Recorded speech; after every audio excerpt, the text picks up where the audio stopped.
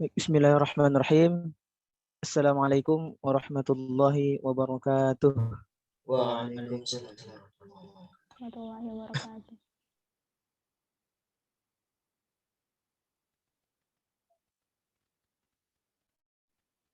Halo, tes tes. Ya, masuk. Halo.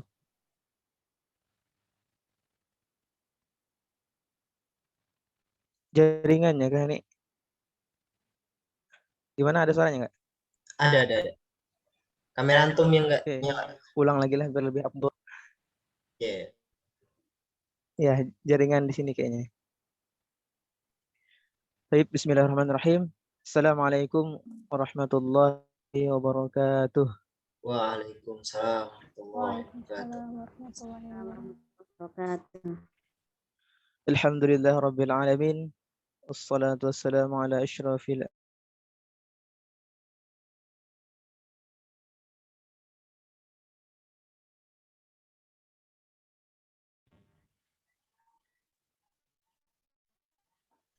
Sinyal.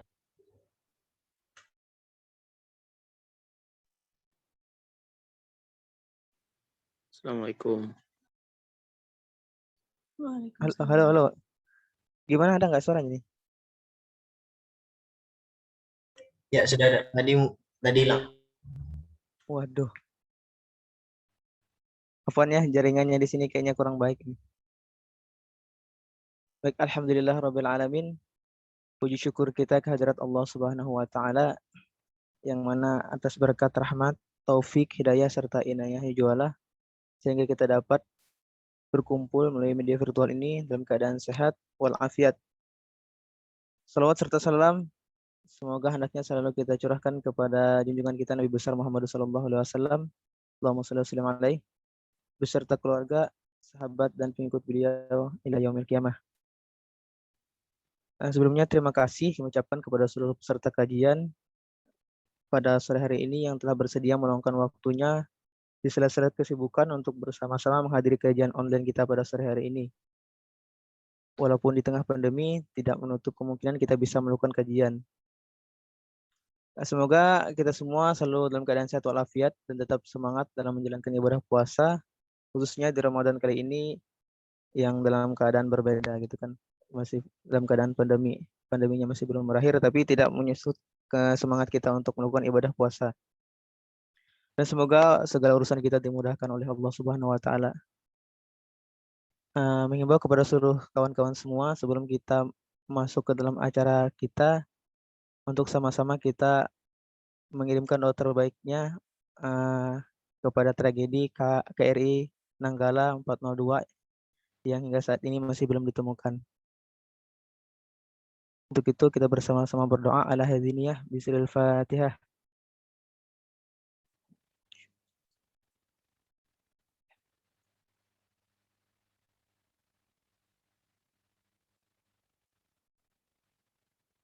Amin. Alhamdulillahirabbil alamin. Semoga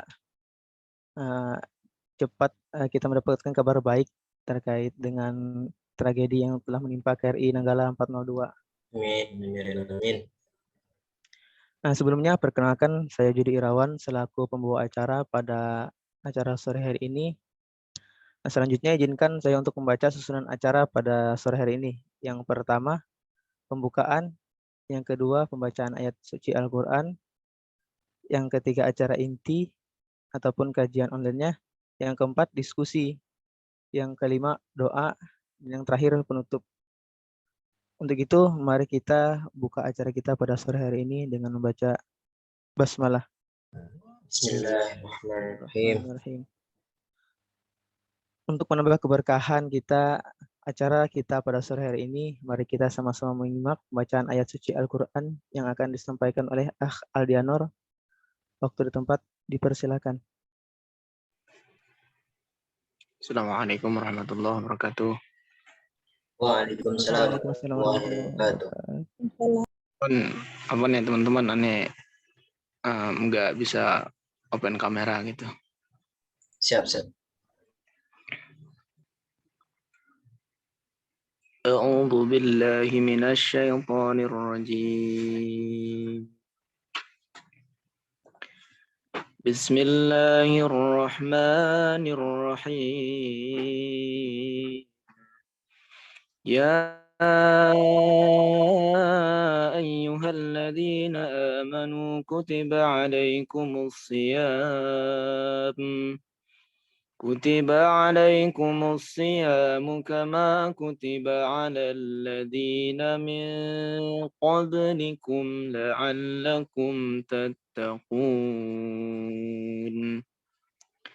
أياما معدودات فمن كان منكم مريضا أو على سفر فعدة من أيام أخر وعلى الذين يطيقونه فدية طعام مسكين فمن تطوع خيرا فهو خير له وأن تصوموا خير لكم إن كنتم تعلمون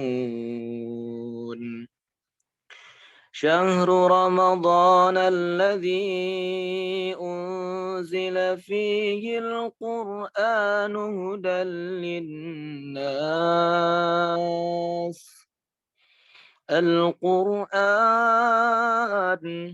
القرآن هدى للناس وبينات من الهدى والفرقان فمن شهد منكم الشهر فليصم ومن كان مريضا أو على سفر فعدة من أيام أخر يريد الله بكم اليسر ولا يريد بكم العسر ولتكملوا العدة ولتكبروا الله على ما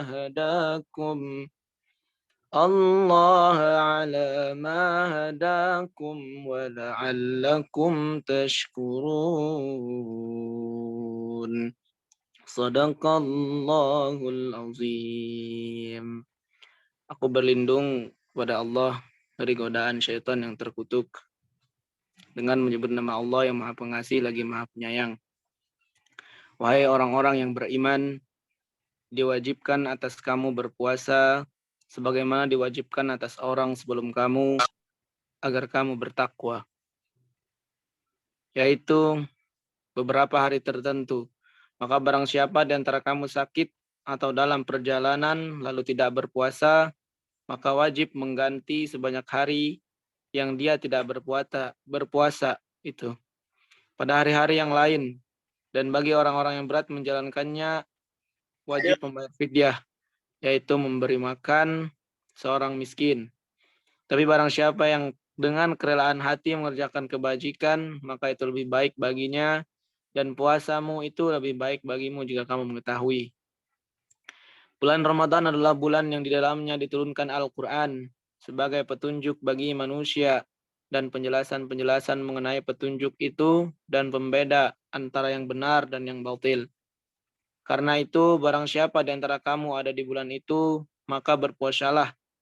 Dan barang siapa sakit atau dalam perjalanan dia tidak berpuasa, maka wajib menggantinya sebanyak hari yang ditinggalkan. Itu pada hari yang lain. Allah menghendaki kemudahan bagimu dan tidak menghendaki kesukaran bagimu. Hendaklah kamu mencukupkan bilangannya dan mengagungkan Allah atas petunjuknya yang diberikan kepadamu agar kamu bersyukur. Maha benar Allah dengan segala firman-Nya. Assalamualaikum warahmatullahi wabarakatuh. Waalaikumsalam warahmatullahi wabarakatuh. Alhamdulillah, sadaqallahul azim. Semoga beliau yang membaca dan kita yang mendengarkan sama-sama mendapatkan pahala dari Allah Subhanahu wa taala. Amin ya rabbal alamin. Amin.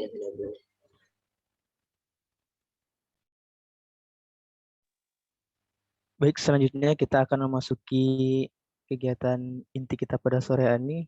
Sebelum itu, kegiatan intinya akan dipandu oleh moderator kita pada sore hari ini, sekilas perkenalan dulu tentang moderator kita. Nama Akh Hadi Nur Rafiq, Amanah, Ketua LDK JSUPR. Mungkin langsung saja kepada Akh Hadi Nur Rafiq, waktu dan tempat dipersilahkan. Baik, syukran jazakallah khair ya pada akhina jadi Irawan yang telah mempersilakan Aneh untuk memandu acara kajian Ramadan online FCDK Kalimantan Tengah pada hari ini. Ustadz Ismail sudah join ya? Atau belum?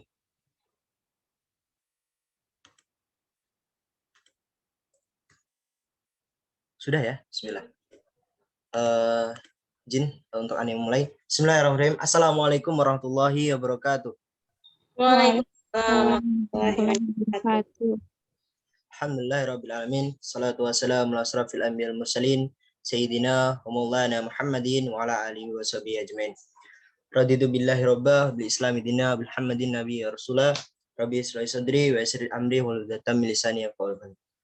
Baik, pertama dan utamanya marilah kita senantiasa bersyukur atas kehadirat Allah Subhanahu wa taala, atas berkat limpahan rahmat, hidayah, taufik serta inayah kita semua sehingga pada hari ini alhamdulillah kita dapat berkumpul ya, menjalin silaturahmi dan menuntut ilmu dalam rangka kajian Ramadan online untuk mengisi ngabuburit ya, ngabuburit untuk menunggu maghrib kita itu, menunggu azan maghrib. Salam salam kita curahkan pada junjungan kita Nabi Agung Muhammad sallallahu alaihi wasallam. Allahumma shalli ala Muhammad wa ala ali Muhammad. Baik, ahlan wa sahlan teman-teman peserta kajian Ramadan pada hari ini. Pada kali ini Masya Allah masih semangat puasanya? Siap, masih Bang. Masya Insya Allah masih Bang. Masih semangat. Masih semangat. Masih semangat. Semangat ya, tetap semangat dan tetap istiqomah dalam rangka target-target Ramadannya. Semoga target Ramadan untuk tahun ini bisa tercapai untuk teman-teman semuanya itu. Amin, amin, amin, Amin. Baik, Aneh ada sedikit yel-yel ya. Kalau Aneh bilang kajian Ramadan milenial bersama Al-Quran itu keren, teman-teman jawabnya keren banget. Bisa ya? Insya Allah. Bisa lagi ya. Kalau Aneh bilang kajian Ramadan milenial bersama Al-Quran itu keren, keren banget. Gitu ya? Bisa? Insya Allah bisa. Hey. Kita mulai. Bismillah. Silakan diaktifkan kameranya biar kelihatan rame teman-teman semuanya. Yuk diaktifkan kameranya. Yuk yang aktif hanya sedikit nih. Yuk.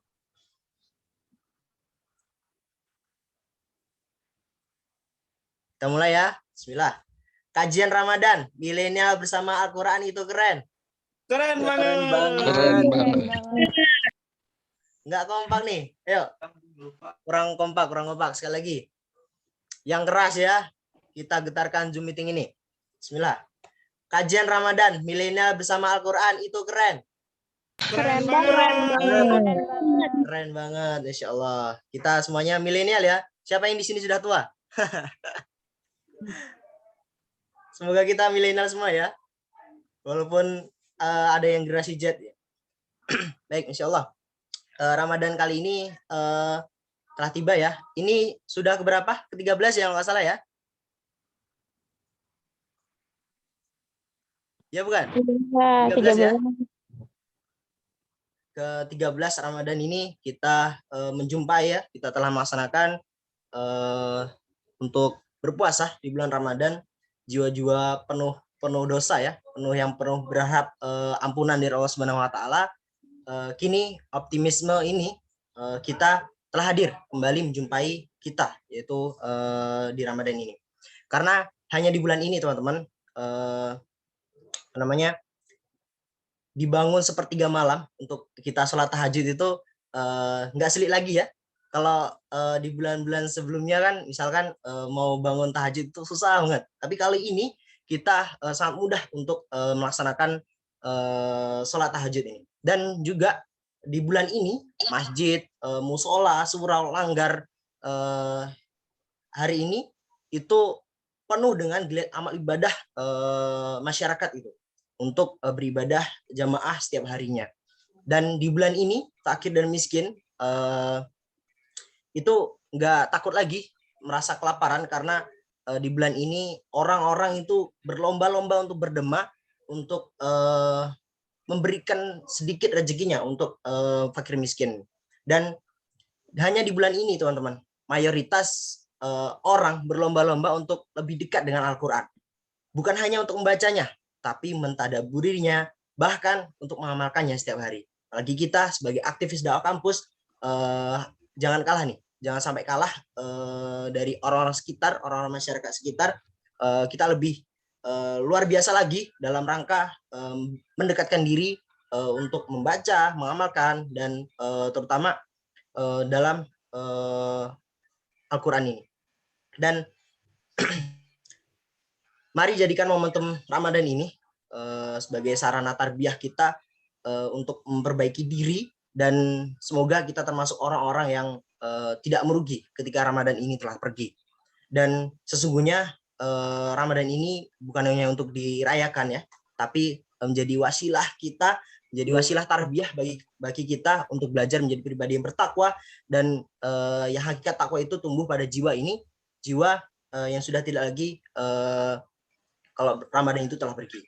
Baik, mungkin Ane menyapa ya dari pemateri kita yang sangat luar biasa. Mungkin teman-teman sudah pada lihat ya dari pamflet Ustadz Ismail ya. Assalamualaikum warahmatullahi wabarakatuh, Bang. Ustadz atau Bang? Masya Allah. Nggak muncul.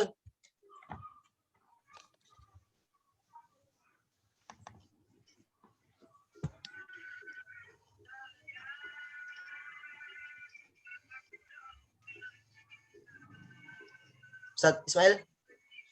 Ya, suaranya terdengar? Alhamdulillah terdengar. Gambarnya hilang, nggak ada.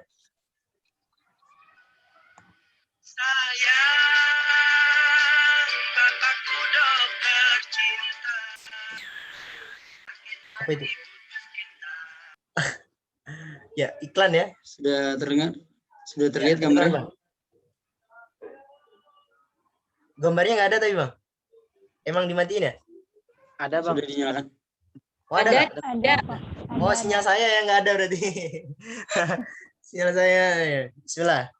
Sebelum kita mulai ya, izinkan Ani untuk membaca kurikulum vitae ya dari materi kita.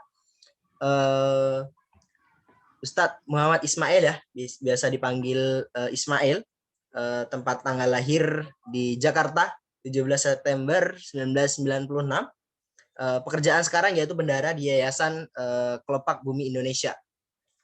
Nama ayahnya Agus Sujatmiko, nama ibunya Ibu Abriastuti. Dan sekarang beliau di Jakarta Timur gitu.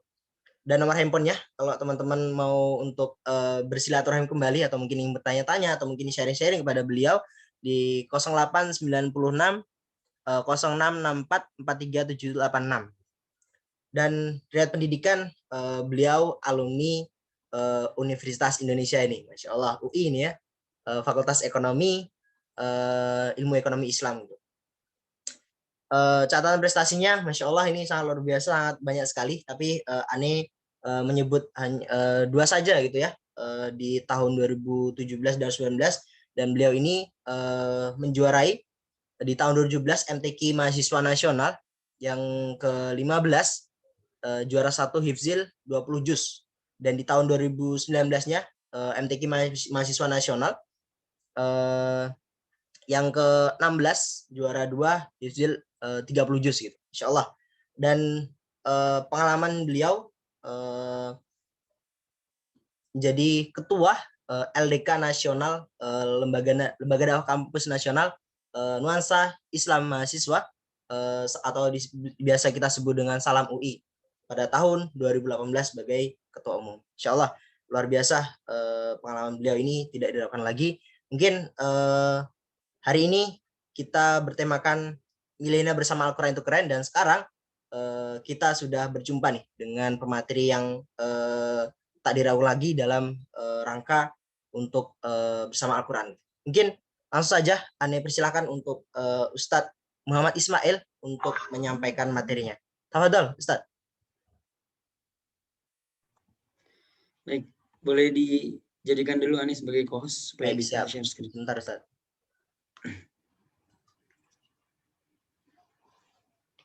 Sudah.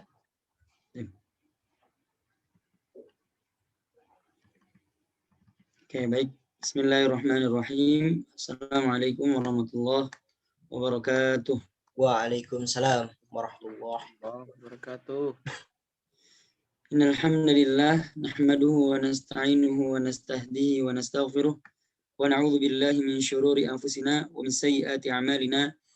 May yahdihillahu fahuwal muhtadi wa may yudlil falan tajida lahu waliyyan mursyida. Asyhadu an la ilaha illallah wahdahu la syarika lah wa asyhadu anna Muhammadan abduhu wa rasuluh la nabiyya ba'dah, amma ba'd. Qala Allah ta'ala fil Qur'anil Karim, a'udzu billahi minasy syaithanir rajim. Bismillahirrahmanirrahim. Ya ayyuhan nasu qad ja'atkum maw'izatun min rabbikum wa shifaa'un lima fis sudur wa huda wa rahmatul lil mu'minin. Shadaqallahul azim. Wa qala Rasulullah sallallahu alaihi wasallam, man qara'a harfan min kitabillahi falahu hasanah wal hasanatu bi asyri amsalha. La aqulu alif lam mim harfun walakin aqul alif harfun wa lamun harfun wa mimun harfun. Baik, alhamdulillahirabbil alamin. Segala puji bagi Allah Subhanahu wa taala, zat yang memberikan kepada kita semua begitu banyak nikmat dan karunia. Alhamdulillah pada sore hari ini Allah mempertemukan kita di hari ke-13 bulan Ramadan, dan insya Allah nanti malam kita akan memasuki malam yang ke-14 di bulan Ramadan. Salawat beriring salam semoga selalu terlimpah curah kepada baginda Nabi Muhammad sallallahu alaihi wasallam. Nabi Muhammad yang sudah memberikan kepada kita semua keteladanan yang luar biasa. Semoga kita bisa menjadi bagian dari umatnya yang istiqomah, yang senantiasa mempelajari dan mengamalkan Al-Quran dan Sunnah yang beliau wariskan, sehingga kita nanti kemudian bisa menjadi bagian dari orang-orang yang mendapatkan syafaatnya kelak. Amin ya rabbal alamin. Amin ya rabbal alamin.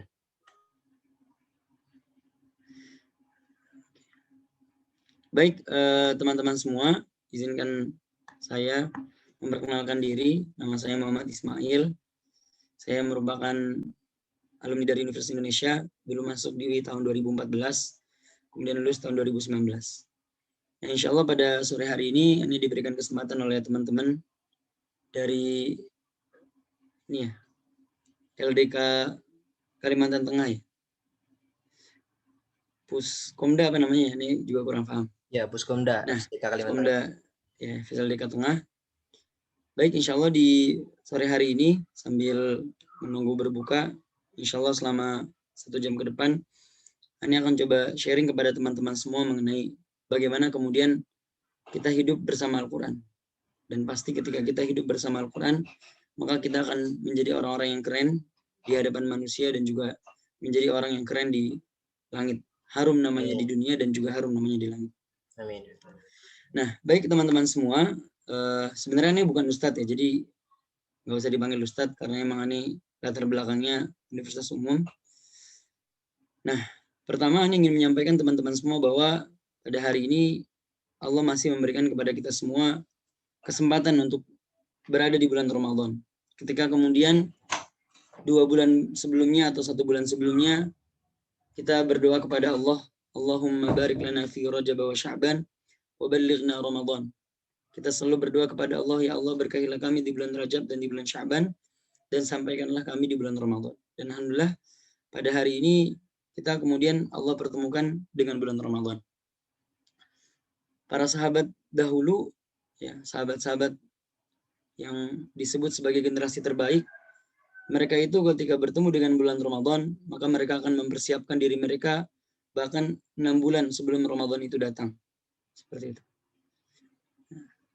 Dan ketika masuk bulan Ramadan, maka mereka akan lebih giat, ya, lebih giat dalam berinteraksi dengan Al-Quran, lebih giat dalam melakukan amal kebaikan itu jauh lebih baik dibandingkan dari hari-hari sebelumnya, dari bulan-bulan sebelumnya. Nah, maka pertanyaannya, sahabat-sahabat yang sudah dijamin surga oleh Nabi dan oleh Allah saja, ketika bertemu dengan bulan Ramadan, maka mereka mengeluarkan semangat yang terbaik. Lalu bagaimana dengan kita? Yang kemudian rasanya kita masih bisa dibilang jauh dari orang-orang yang dikategorikan sebagai ahlu surga. Maka seharusnya ketika kita berada di bulan Ramadan ini, kita menjadi orang-orang yang benar-benar bersungguh-sungguh dan optimal untuk mengoptimalkan bulan Ramadan ini, mengisinya dengan Al-Quran, mengisinya dengan penuh banyak kebaikan. Mengutip dari surat Fatir ayat 32, Allah Subhanahu wa taala berfirman, ثم أورثنا الكتاب الذين اصطفينا من عبادنا فمنهم ظالم لنفسه ومنهم مقتصد ومنهم سابق بالخيرات بإذن الله ذلك هو الفضل الكبير. Di konteks ini Allah Subhanahu wa taala mengatakan, ثم أورثنا الكتاب الذين اصطفينا من عبادنا, bahwa kemudian Allah mewariskan Al-Quran kepada hamba-hambanya yang Allah pilih. Dari sekian juta manusia yang pernah hidup di dunia ini, maka Allah memilih umat Nabi Muhammad yang kemudian berhak untuk menerima Al-Quran, untuk bisa kemudian mengenal dan hidup bersama Al-Quran dalam kehidupan mereka. Tapi kemudian dari banyaknya umat Nabi Muhammad, dari banyaknya manusia yang hidup saat ini, maka kalau kita lihat, mungkin hanya kurang dari setengahnya kemudian yang memeluk agama Islam.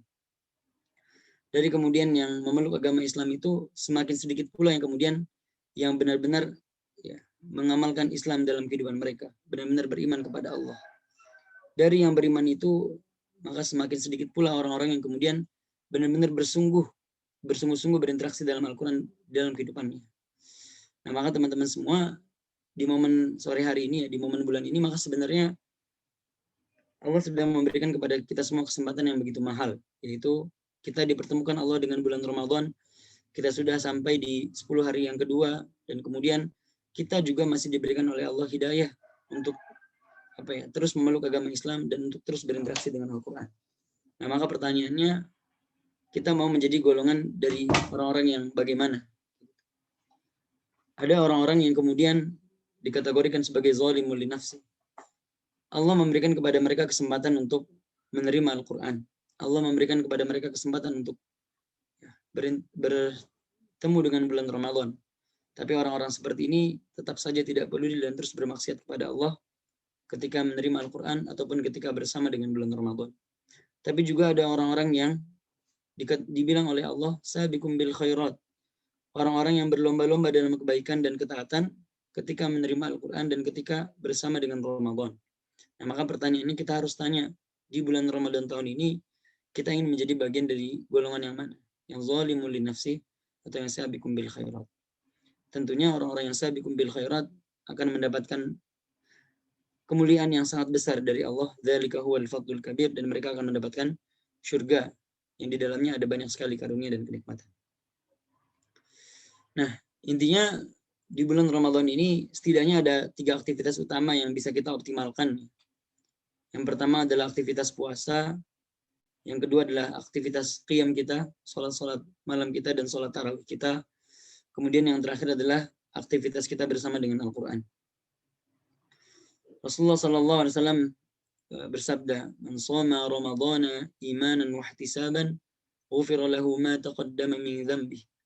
Barang siapa yang berpuasa di bulan Ramadan karena iman dan ingin mendapat pahala, maka diampuni semua dosanya yang telah lewat. Maka di bulan Ramadan ini kita harus benar-benar mengoptimalkan puasa kita. Dan sejatinya puasa itu tidak hanya menahan diri kita dari makan dan minum, tapi juga menahan diri kita dari hawa nafsu kita, menahan diri kita dari perbuatan sia-sia dan perkataan yang jelek. Maka tentunya kalau kita ingin puasa kita optimal, maka tentu akan lebih baik lagi ketika puasa kita isi dengan Al-Quran. Seperti itu. Dan tentu kalau kita kemudian mengoptimalkan bulan Ramadan ini dengan keimanan dan mengharapkan pahala Allah, pahala dari Allah, maka insya Allah Allah akan mengampuni semua dosa-dosa kita.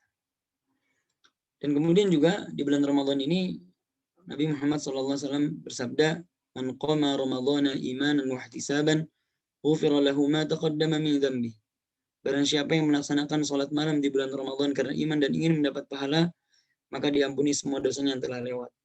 Maka kita harus pastikan di bulan Ramadan ini juga kita selalu bisa mengisi hari-hari kita, malam-malam kita dengan kemudian ya, melaksanakan sholat tarawih dan melaksanakan sholat tahajud sebelum sahur.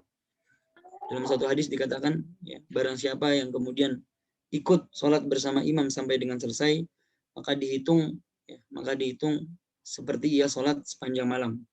Nah, maka sangat baik sekali kalau kemudian setiap hari kita melaksanakan sholat tarawih sampai selesai dengan imam, karena minimal dengan melaksanakan sholat tarawih saja pahalanya sudah dihitung sepanjang malam. Seperti itu. Nah, sejatinya juga kemudian bulan Ramadan adalah perlombaan lari estafet ya. Yang mungkin agak berbeda dengan realita yang terjadi di tengah masyarakat kita.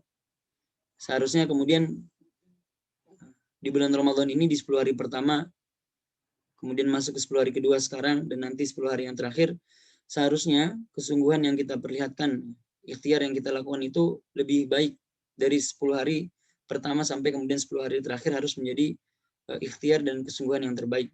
Kayak gitu. Ya, karena kalau kemudian kita hanya semangat di awal-awal Ramadan dan kemudian tidak mengoptimalkan hari-hari terakhir di bulan Ramadan, maka kita akan menjadi orang-orang yang rugi. Seperti itu. Nah, insya Allah di pertemuan kali ini akan sharing kepada teman-teman semua bagaimana kemudian kita bisa hidup bersama Al-Quran. Bagaimana kemudian dengan kesungguhan kita untuk hidup bersama Al-Quran, Ani yakin kemudian kita akan menjadi orang-orang yang keren. Bahasanya mungkin kalau di kajian kalian adalah milenial yang keren bersama dengan Al-Quran. Nah, teman-teman semua, bulan Ramadan adalah waktu terbaik. Waktu terbaik untuk diri kita semua, mendidik diri kita semua agar kemudian bisa benar-benar mengenal Al-Quran. Benar-benar bisa kemudian mengaplikasikan Al-Quran dalam kehidupan kita. Tapi kemudian ada pepatah yang mengatakan ketahanan seseorang dalam melakukan sesuatu itu bergantung dari bagaimana kemudian pengetahuan dan pengalaman orang tersebut dalam sesuatu yang dia lakukan. Nah, maka penting kemudian teman-teman semua, Anda ingin di awal ini kemudian kita mencoba untuk mendefinisikan ulang kembali Al-Quran. Agar kemudian kita bisa menjadi orang-orang yang benar-benar mengenal Al-Quran dengan baik. Yang kemudian dengan pengenalan yang baik ini kita bisa mengamalkannya dan juga bisa hidup dengannya juga dengan baik. Nah, sebenarnya teman-teman semua, ya, kalau misalkan kemudian kita coba melihat realita di tengah masyarakat kita, yang mungkin melihat juga teman-teman kita dan lain sebagainya, dan mungkin juga diri kita, ya maka mungkin ada sesuatu yang harus kita benar-benar muhasabah. Di mana kalau kemudian ada seorang syekh ditanya, "Syekh, bagaimana kemudian cara para sahabat dulu berinteraksi dengan Al-Quran?" Maka syekh itu menjawab, orang-orang dulu itu berinteraksi dengan Al-Quran sebagaimana orang zaman sekarang itu berinteraksi dengan gadget mereka, dengan HP mereka. Maka kalau kemudian kita lihat fenomena sekarang, lebih banyak kemudian anak muda dan generasi-generasi sekarang itu yang lebih sibuk dengan HP mereka dan bahkan mereka tidak menyentuh Al-Quran sama sekali. Maka na'udzubillahi min zalik, semoga kemudian di kesempatan sore hari ini kegiatan ini bisa menjadi reminder buat diri Anda dan buat kita semua agar kemudian kita benar-benar bisa menjadi orang-orang yang beriman dengan Al-Quran, memperlakukan Al-Quran dengan baik, dan juga kemudian akhirnya kita bisa hidup dan merasakan kelezatan bersama dengan Al-Quran. Apa itu Al-Quran? Menurut para jumhur ulama, mereka mendefinisikan Al-Quran adalah kalam Allah yang merupakan mukjizat yang diturunkan secara berangsur-angsur kepada Nabi Muhammad SAW melalui malaikat Jibril, disampaikan secara mutawatir dan membacanya bernilai ibadah. Jadi kalau kemudian kita disuruh untuk mendefinisikan Al-Quran, maka bisa ini adalah salah satu definisi yang diajarkan oleh para ulama. Yang pertama, Al-Quran ini adalah kalamullah. Di surat An-Najm Allah Subhanahu wa taala mengatakan, "Wa ma yantiqu 'anil hawa in huwa illa wahyu yuha." Dan Al-Quran itu bukanlah hawa nafsu. Bukan perkataan yang disandarkan atas keinginan Nabi Muhammad. In huwa illa wahyu yuha. Melainkan ia adalah wahyu yang diwahyukan kepada Nabi Muhammad.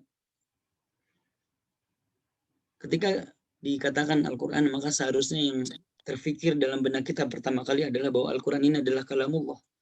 Bahwa dia adalah perkataan Allah Subhanahu wa ta'ala. Allah adalah zat yang kemudian berhak ya, dan kemudian juga memiliki kuasa atas segala hal dalam kehidupan kita. Allah lah kemudian yang bisa memberikan kepada kita kemudahan dan kebahagiaan. Dan Allah juga pula lah yang kemudian bisa untuk kemudian menarik diri kita dari setiap kesulitan dan kesedihan yang kita alami. Maka Al-Quran ini adalah kalamullah, firman-Nya Allah, perkataan-perkataan Allah. Yang tentunya kalau kemudian kita dekat dengan Al-Quran, maka kita dekat dengan Allah. Kalau kita mau hidup kita bahagia dan penuh dengan kemudahan, maka seharusnya kita kemudian benar-benar dekat dengan Al-Quran. Jadi kita harus mendefinisikan betul dalam diri kita bahwa Al-Quran ini bukan hanya sekedar bacaan. Bukan hanya sekedar bacaan yang kita baca setiap hari. Tapi dia lebih dari itu adalah perkataan-perkataan Allah. Yang setiap hurufnya, setiap suratnya, itu bisa memberikan keajaiban-keajaiban dalam kehidupan kita. Kemudian yang kedua, Al-Quran adalah mukjizat. Mukjizat itu definisinya adalah sesuatu yang melemahkan. Kalau menurut Buya Hamka, setidaknya ada 4 bukti ya yang menunjukkan bahwa Al-Quran ini adalah mukjizat. Yang pertama adalah dari segi bahasanya. Kita tahu bahwa dulu ketika Al-Quran itu turun, maka salah satu orang yang mendapatkan kehormatan di kalangan orang Arab di Mekah saat itu adalah mereka yang memiliki kemampuan untuk membuat syair-syair yang indah. Maka kemudian akhirnya Al-Quran turun. Dan kemudian diakui oleh semua penyair pada saat itu bahwa bahasa Al-Quran ini adalah bahasa yang paling indah. Bahasa yang paling tinggi yang tidak mungkin dia dibuat oleh manusia. Dan kalau kita kemudian mencoba untuk melihat Al-Quran ya, melihat ayat-ayat Allah, maka Allah itu setidaknya 4 kali menantang orang-orang yang tidak beriman dengan Al-Quran untuk membuat sesuatu yang semisal dengan Al-Quran. Ayat-ayatnya jelas di surat Al-Baqarah misalnya. Wa in kuntum fi raibin mimma nazzalna ala 'abdina fa'tu bi surah. Maka datangkanlah kalau kamu ragu orang-orang kafir dengan Al-Quran ini, maka cobalah kamu buat satu surat. Atau di ayat lain Allah mengatakan kul fa'tu bi asyri suwarin mithli. Atau di ayat lain Allah mengatakan falyatu bi haditsin mithli. Tapi kemudian sampai saat ini tidak ada satupun orang atau manusia yang bisa membuat sesuatu yang semisal dengan Al-Quran. Itu dari segi bahasa. Dan kemudian mukjizat Al-Quran yang kedua adalah ketika kemudian Al-Quran ini membawa cerita-cerita yang benar, yang membenarkan, membawa cerita-cerita yang terdahulu, yang benar. Bagaimana mungkin kemudian Nabi Muhammad yang dulu itu ummi, tidak bisa membaca dan tidak bisa menulis, itu kemudian mengetahui kisah-kisah orang-orang terdahulu, kalau kemudian tidak Allah beritahukan melalui malaikat Jibril. Kemudian yang ketiga adalah mukjizat Al-Quran ini adalah dia bisa memprediksi masa depan. Alif Lam Mim Ghulibatir Rum. Takluknya Romawi dan lain sebagainya adalah Al-Quran sudah memprediksi sesuatu yang akan terjadi yang tidak ada salah, yang tidak pernah salah. Dan kemudian mukjizat yang terakhir adalah ketika kemudian Buya Hamka mengatakan bahwa Al-Quran ini kandungannya itu tidak pernah menyalahi ilmu sains. Sampai sekarang tidak ada satupun ayat Al-Quran yang bertentangan dengan fenomena sains. Justru kemudian banyak fenomena-fenomena sains yang terbukti sekarang itu ada di dalam Al-Quran. Kemudian yang berikutnya adalah Al-Quran ini diturunkan kepada Nabi Muhammad SAW. Ketika kemudian di kitab-kitab sebelumnya, di kitab Taurat, Injil, itu disebutkan bahwa nanti akan datang Nabi terakhir bernama Ahmad. Ya, maka kemudian Nabi Muhammad Allah berikan anugerah untuk menerima Al-Quran. Yang kemudian akhirnya kita tahu disebabkan dengan Nabi Muhammad menerima Al-Quran ini, maka kemudian Nabi Muhammad ditinggikan derajatnya oleh Allah Subhanahu wa taala, disebut sebagai nabi dan rasul terbaik, sebagai penutup para nabi dan rasul, sebagai nabi yang paling mulia. Kemudian Al-Quran ini turun melalui malaikat Jibril, pemimpinnya para malaikat. Kemudian Al-Quran ini definisinya itu turun secara berangsur-angsur dan secara mutawatir. Secara berangsur-angsur maksudnya adalah bahwa Al-Quran itu turun kepada Nabi Muhammad secara berangsur-angsur. Ayat pertama yang turun surat Al-Alaq, dan kemudian ayat terakhir yang turun ada yang mengatakan surat Al-Maidah ayat 3. Intinya adalah kemudian tujuan dari Al-Quran diturunkan secara berangsur-angsur ini adalah kemudian agar hati Nabi Muhammad itu bisa lebih kuat. Secara mutawatir artinya Al-Quran ini disampaikan kepada orang banyak yang tidak mungkin kemudian orang yang banyak ini bersepakat untuk berbohong. Dan kemudian yang kalau kita lihat juga sampai sekarang ya tidak ada satupun huruf atau satupun ayat, satupun surat yang kemudian berubah dari pertama kali turun sampai sekarang ya tidak ada satupun ayat ataupun huruf dari Al-Quran yang berubah. Dan kemudian yang terakhir adalah membacanya bernilai ibadah.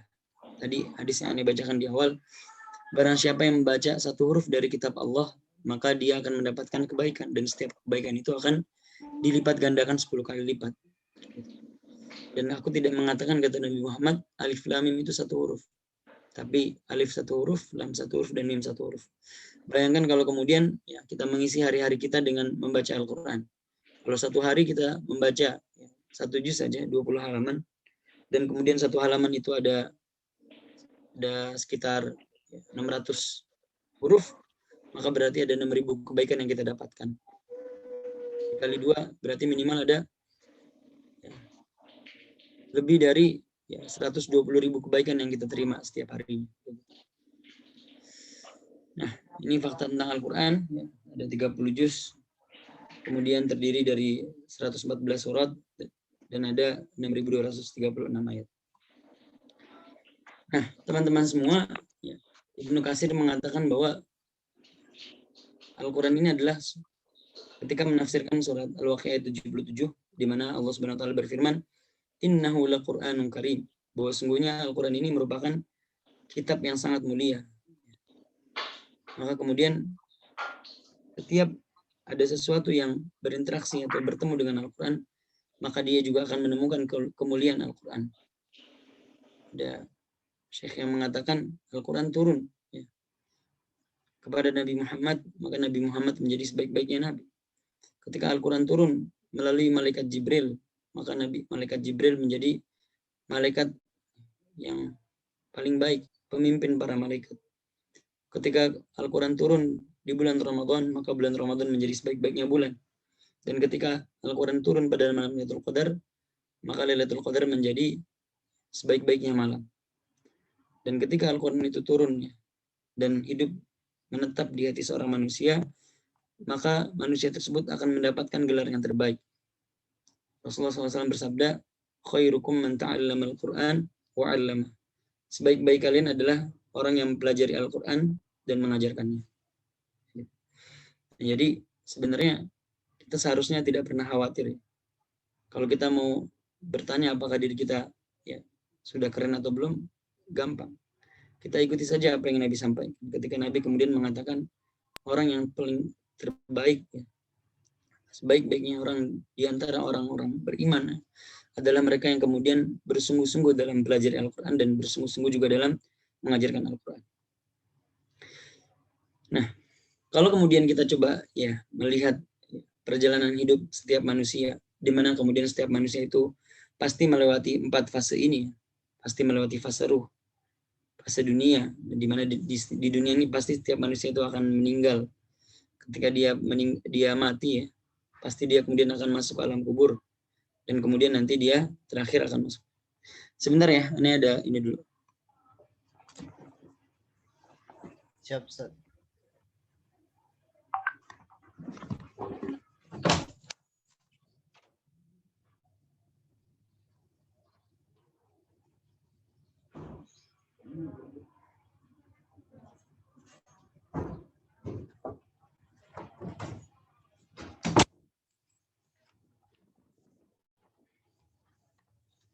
Jadi ada paket datang. Nah, kalau kita mau melihat ya perjalanan hidup seorang manusia, pasti mereka akan melewati 4 fase ini. Di mana kemudian mereka akan melewati fase ruh. Di fase ruh ini kemudian setiap ruh ya, setiap jiwa manusia itu sebelum disampaikan oleh Allah ke dunia, Allah akan bertanya kepada mereka, alastu bi rabbikum. Maka mereka mengatakan, qalu bala syahidna. Bukankah aku adalah Tuhan kalian? Maka mereka semua ruh itu mengatakan, qalu bala syahidna. Betul ya Allah, Engkau adalah Tuhan kami semua. Tapi kemudian ya, ketika di dunia tidak semua orang kemudian akhirnya ya, beriman kepada Allah Subhanahu wa taala. Padahal Allah sudah pasti memberikan kepada setiap manusia itu potensi untuk ya, melihat kebaikan dan potensi juga untuk melakukan perbuatan yang kalau kemudian mereka mau menggunakan akal yang Allah berikan, maka pasti mereka akan bisa menemukan jalan. Nah, intinya manusia juga kemudian di dunia ini akan mengalami ujian. Kalau kata Rasulullah, umur umatku ini berkisar antara 60 sampai 70 tahun. Dan pasti setiap manusia yang hidup di dunia ini itu Allah akan uji. Di mana Allah mengatakan allazi khalaqal mauta wal hayata liyabluwakum ayyukum ahsanu amala. Bahwa Allah menciptakan kehidupan dan kematian dan kehidupan untuk melihat di antara kalian siapa yang paling baik amalnya. Allah akan menguji kita. Nah, maka teman-teman semua, ini mengibaratkan setiap kita itu pasti diuji dengan permasalahannya masing-masing. Ada yang diuji dengan materi, ada yang diuji dengan jabatan, ada yang diuji dengan ilmu dan lain sebagainya. Yang jelas, yang pasti kita itu kemudian akan bisa ya, melewati dunia ini dengan baik ketika kita hidup bersama Al-Quran. Setiap ujian itu, setiap permasalahan yang kita hadapi di dunia ini, itu pasti akan kita dapatkan solusinya ketika kemudian kita hidup bersama dengan Al-Quran. Ketika kita interaksinya baik dengan Al-Quran. Nah, maka setiap manusia itu setelah di dunia akan melewati fase kubur, dan kemudian setelah fase kubur mereka akan dihisab oleh Allah di hari akhirat, dan kemudian nanti pilihannya adalah mereka akan berakhir di surga atau akan berakhir di neraka.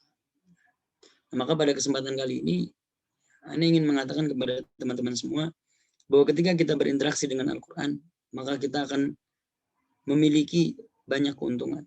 Di dunia kita akan mendapatkan keutamaannya, di kubur kita juga akan mendapatkan keutamaannya, dan di akhirat lebih-lebih lagi ketika kita hidup bersama Al-Quran, ketika kita interaksinya baik dengan Al-Quran, maka kita juga akan mendapatkan banyak kemuliaan.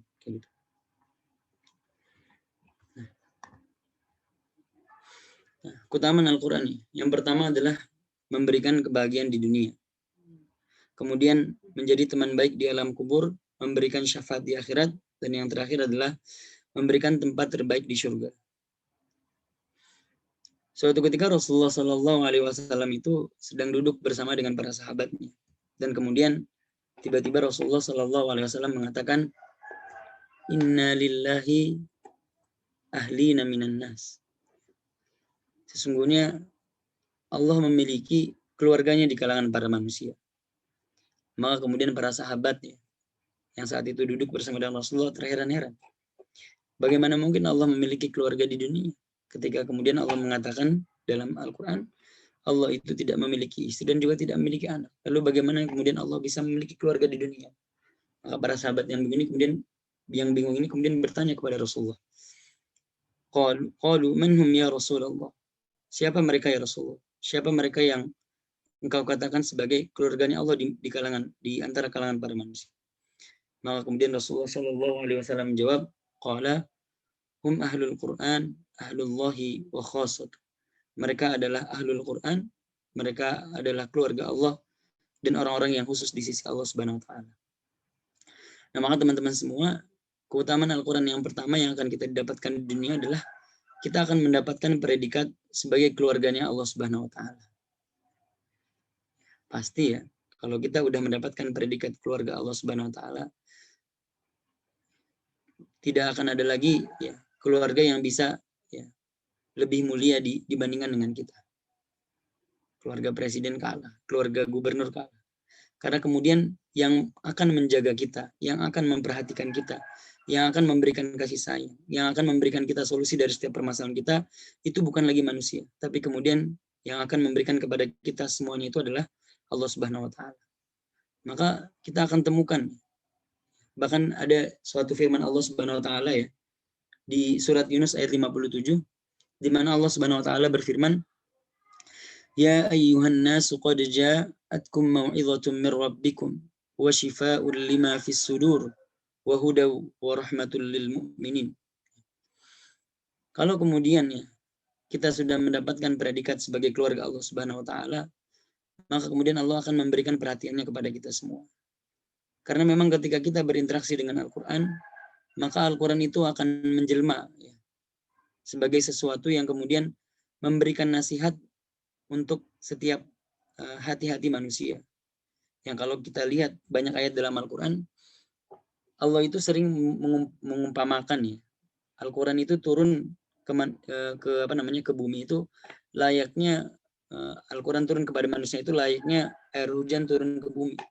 Di mana kemudian disebabkan air hujan ini bumi itu bisa hidup, tanam-tanaman bisa subur, setiap makhluk hidup bisa ya minum dengan cukup, yang kemudian bisa tetap melanjutkan kehidupannya. Maka begitu pula lah posisi Al-Qur'an. Ketika Al-Qur'an itu turun ya dan hidup di hati seorang manusia, maka Al-Qur'an itu akan menjadi cahaya, menjadi penyembuh bagi penyakit-penyakitnya, menjadi petunjuk yang kemudian menunjukkan mana yang baik, mana yang buruk, yang kemudian membuat setiap perbuatan yang dilakukan oleh orang yang hidup bersama Al-Qur'an itu akan dipenuhi dengan banyak kebaikan. Dan yang terakhir, Al-Qur'an itu akan menjadi rahmat bagi orang-orang yang hidup bersama Al-Qur'an, bagi orang-orang yang beriman. Nah, kalau kita kemudian juga mau melihat ayat lainnya, di mana Allah Subhanahu wa taala itu berfirman. Dulu orang-orang kafir itu dalam satu ayat mengatakan, kenapa sih Al-Qur'an itu turun kepada Nabi Muhammad? Ya. Kenapa Al-Qur'an itu tidak turun kepada orang yang paling kaya di antara kami? Atau kenapa Al-Qur'an itu tidak turun kepada orang yang paling jabatannya paling tinggi di antara orang-orang Makkah? Tapi kemudian apa kata Allah? Ahum yaqsimun rahmat rabbik nahnu qasamna bainahum ma'isyatahum fil hayatid dunya wa rafa'na ba'dahum fawqa ba'din darajatin liyattakhidha ba'duhum ba'dan sukhriya wa rahmatu rabbika khairum mimma yajma'un. Kata Allah apa? Wa rahmatu rabbika khairum mimma yajma'un. Ketika kemudian di ayat ini Allah mengatakan Al-Qur'an itu sudah datang ya kepada manusia sebagai nasihat, sebagai penyembuh bagi penyakit-penyakit yang ada di dalam hati mereka, sebagai petunjuk dan rahmat, maka Allah menegaskan di ayat lain, Al-Qur'an ini adalah wa rahmatu rabbika khairum mimma yajma'un. Adalah suatu rahmat yang Allah berikan kepada Nabi Muhammad, kepada orang-orang yang beriman, yang rahmat ini itu lebih baik daripada semua hal yang mereka kumpulkan. Semua hal ini mengacu kepada orang-orang yang dianggap paling kaya di kalangan orang-orang Mekah. Jadi sebenarnya kalau kemudian Allah sudah memberikan kita nikmat untuk hidup bersama Al-Qur'an, sudah merasakan lezatnya berinteraksi dengan Al-Qur'an, maka rasa-rasanya seharusnya kita menjadi orang yang paling bahagia. Karena kita sudah mendapatkan sesuatu yang lebih baik daripada apa yang sudah seluruh manusia kumpulkan. Seperti itu. Nah, kemudian ya di dunia juga ya, kita akan mendapatkan suatu perkataan yang disampaikan oleh suatu sabda yang disampaikan oleh Nabi Muhammad, innallaha yarfa'u bihadzal kitabi qauman wa yadha'u biha akharin. Sungguhnya Allah akan mengangkat derajat suatu kaum dengan Al-Qur'an, dan dengan yang pula Allah akan merendahkan kaum yang lain. Jadi kalau kita di dunia ini hidup dengan Al-Qur'an ya, maka kemudian insya Allah Allah akan mengangkat derajat kita. Allah akan meninggikan derajat kita di atas manusia-manusia yang lain.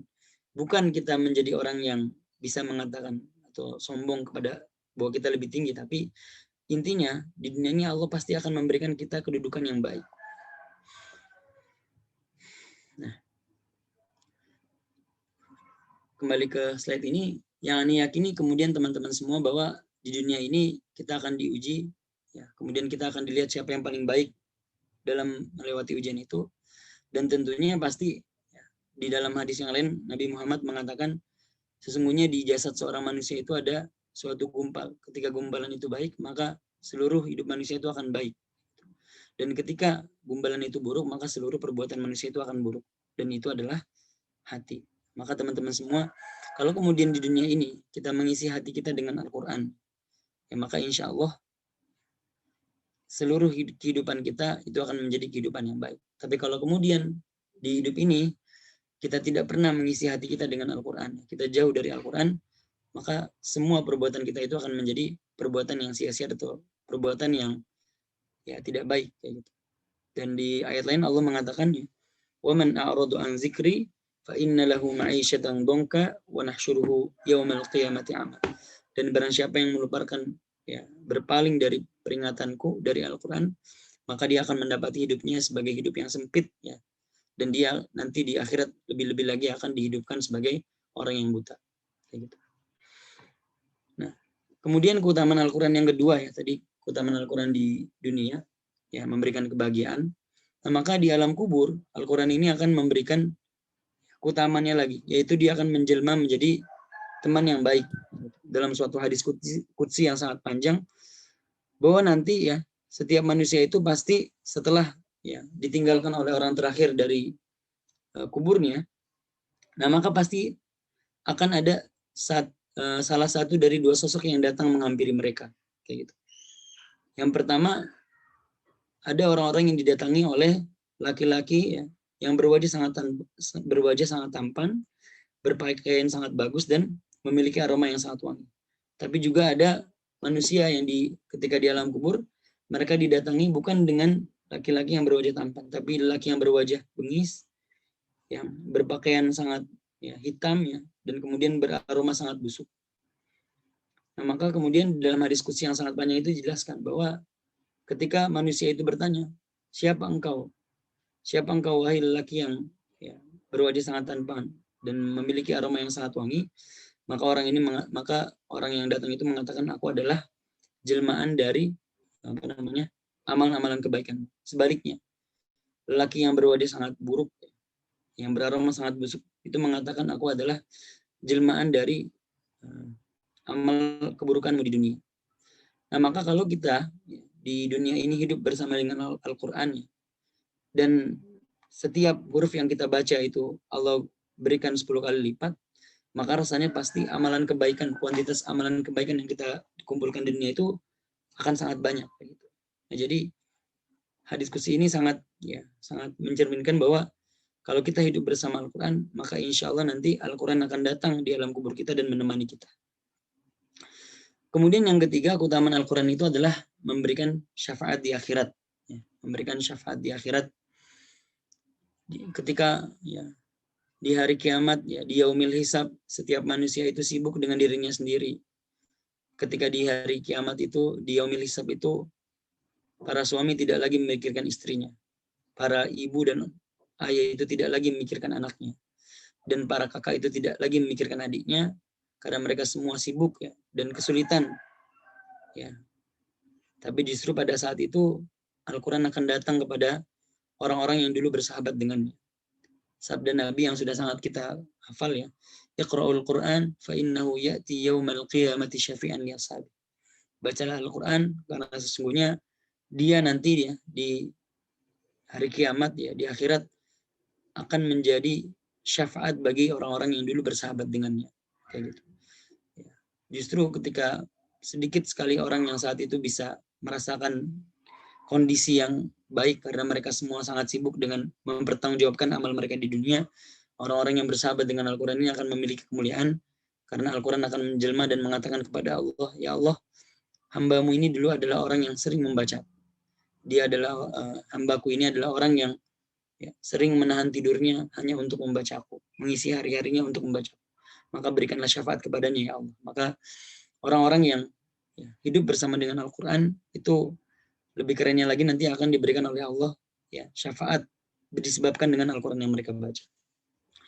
Dan terakhir ya keutamaan Al-Quran ini adalah memberikan tempat terbaik di surga. Nggak cukup hanya memberikan syafaat.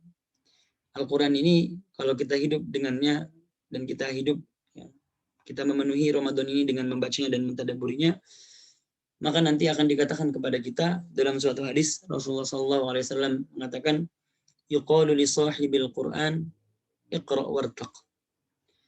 Di hari kiamat nanti ya, ketika semua orang itu sibuk mencari syafaat, ketika semua orang itu sibuk mempertanggungjawabkan amalan mereka, justru orang-orang penghafal Quran ini akan dikatakan kepada mereka, Iqra' wartaq. Bacalah Al-Quran dan naiklah. Warattil kama kunta turattilu fid dunya. Dan tertilkanlah Al-Quran sebagaimana kamu mentertilkannya di dunia. Fa inna manzilaka inda akhiri ayatin taqra'uha. Karena sesungguhnya kedudukanmu ya, di akhirat nanti itu sesuai dengan ayat yang kamu baca. Di ayat ini yang Allah katakan adalah Iqra' wartaq. Bacalah dan naiklah. Kalau kita melihat hadis yang Nabi SAW sabdakan di hadis yang lain berkaitan dengan surga, bahwa surga itu ada tingkatan-tingkatannya. Ada 10 tingkatan. Kayak gitu. Itu dikatakan lebih baik 7 kali lebih baik daripada istana terbaik yang pernah ada di dunia. Tapi orang-orang yang dulu bersahabat dengan Al-Quran, mereka dulu orang-orang yang hidup bersama Al-Quran, maka mereka dikatakan oleh Allah,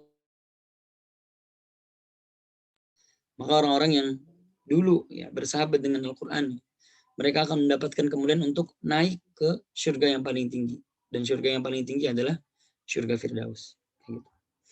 Nah, maka seharusnya ya di bulan Ramadan ini kita harus benar-benar menjadikan momentum Ramadan ini ya, di mungkin 16 hari yang tersisa, kita harus benar-benar mengisi ya. Jadikan momentum Ramadan ini sebagai momentum terbaik ya. Kalau bisa menjadi awal terbaik agar kemudian ke depannya di kehidupan kita bisa menjadi orang-orang yang selalu hidup bersama Al-Quran, ya, membacanya setiap hari, mentadaburinya setiap hari, dan kemudian mengamalkannya di dalam setiap amal yang kita lakukan dalam kehidupan kita. Nah, lanjut ke berikutnya, tips hidup bersama dengan Al-Quran. Nah, ini ada 6 tips ya, bagaimana kemudian kita bisa hidup bersama dengan Al-Quran. Bagaimana kemudian ya, kita benar-benar bisa merasakan kelezatan hidup bersama Al-Quran. Gitu.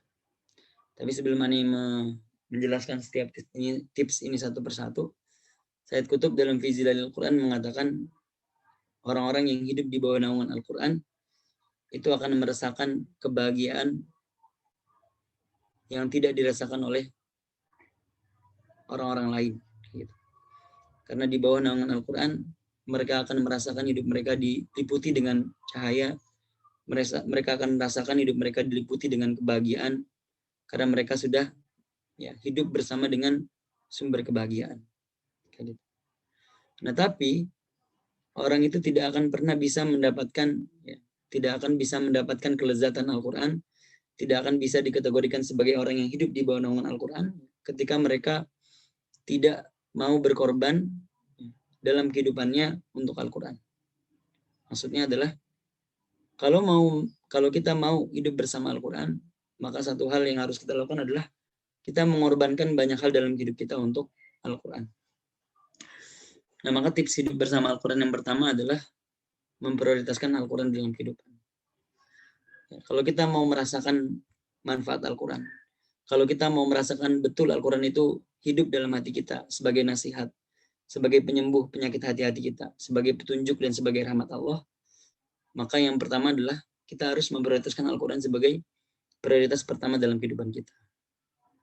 Cara mengukurnya gampang. Apakah 24 jam dalam satu hari yang Allah berikan kepada kita, ada yang waktu kita khususkan untuk Al-Quran atau tidak? Kalau sudah ada waktu yang kita khususkan untuk Al-Quran, yang benar-benar di waktu itu kita nggak melakukan hal lain kecuali berinteraksi dengan Al-Quran, maka insya Allah minimal kita sudah bisa memastikan bahwa Al-Quran ini sudah menjadi prioritas. Al-Quran sudah memiliki waktu yang khusus dalam kehidupan kita.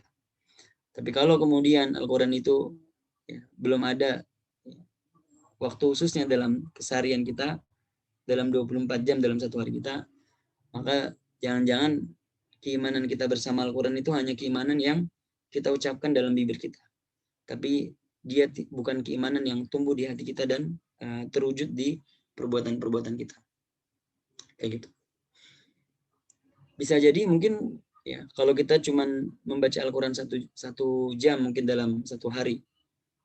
Tapi bisa jadi kemudian disebabkan 1 jam yang kita habiskan untuk Al-Quran, maka itu menjadi sebab 23 jam lain dalam kehidupan kita itu menjadi kehidupan yang berkah dan kehidupan yang bahagia.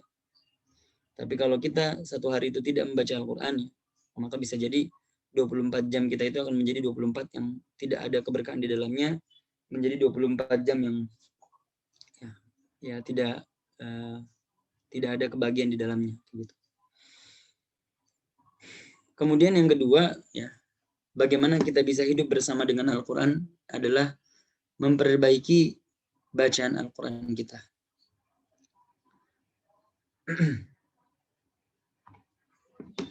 Maksudnya apa memperbaiki bacaan Al-Quran? Kita harus menjadi orang-orang yang dikatakan oleh Allah di dalam surat Al-Baqarah, alladzina atainahumul kitaba yatlunahu haqqa tilawatih.